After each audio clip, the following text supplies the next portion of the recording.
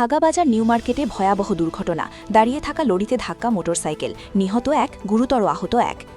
কাছাড় জেলার Bhagabazar new market এলাকায় শিলচর আইজল জাতীয় সড়ক ৩০৬-এ গভীর রাতে ভয়াবহ সড়ক দুর্ঘটনায় একজন নিহত ও একজন গুরুতর আহত হয়েছেন।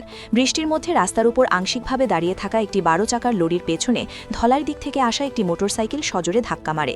ঘটনাস্থলেই একজনের মৃত্যু হয় এবং আরেকজনকে গুরুতর অবস্থায় হাসপাতালে ভর্তি করা হয়েছে। স্থানীয়দের অভিযোগ, সড়কে অবৈধভাবে যানবাহন পার্কিংয়ের কারণেই বারবার এমন দুর্ঘটনা ঘটছে। নিহত ও আহতদের পরিচয় এখনও জানা যায়নি। পুলিশ ঘটনাস্থলে পৌঁছে তদন্ত শুরু করেছে। এলাকাবাসীর দাবি, সড়ক থেকে অবৈধভাবে দাঁড় করানো যানবাহন দ্রুত সরিয়ে নিরাপত্তা নিশ্চিত করা হোক।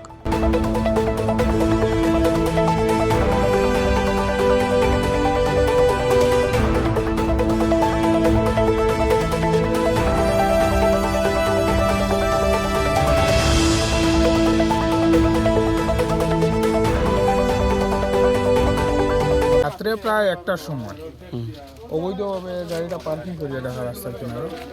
আর ওদিক থেকে দুজন বাইক নিয়ে আইতরা, যে বাইকটার নম্বর এখনো দেখা যায়, আইয়া সজোরে ধাক্কা মারছে, জায়গা স্পট ডেড হইতে যায়। সম্পূর্ণ অ্যাক্সিডেন্ট হইলে গিয়া অবৈধভাবে পার্কিং করলে। অবৈধ পার্কিং যার একটা পুরা রোডের উপরে উঠে রাখা, ইয়েলো টানোর উপরে উঠে রাখা, আর কোনো ইন্ডিকেটার লাইট বা কোনো যেগুলো লাইট জ্বালিয়ে রাখতে লাগে এইরকম পার্কিং কোনো লাইট জ্বালানো নাই। রাত্রে এদিকে বৃষ্টি আরম্ভ হয়েছে, বৃষ্টির মধ্যে বাইকেরা হয়তো হঠাৎ তার সামনে পড়ছে, কোনো মধ্যে গাড়িটা কন্ট্রোল করতে পারছে না, একটু ধাক্কা মারছে, জায়গা স্পটে ঢুকেছিল।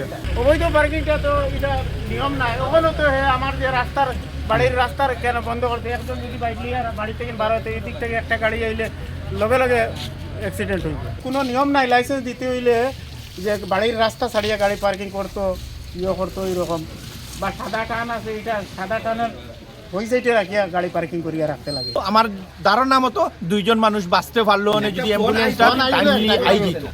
একজন তো স্পট ডেড হয়ে গেছে, আর একজনের শ্বাস চলে না হইলেও অ্যাম্বুলেন্স উঠাইছি, কিন্তু বাঁচবো করি মানে 90% মানে চান্স নাই যে বাঁচবো।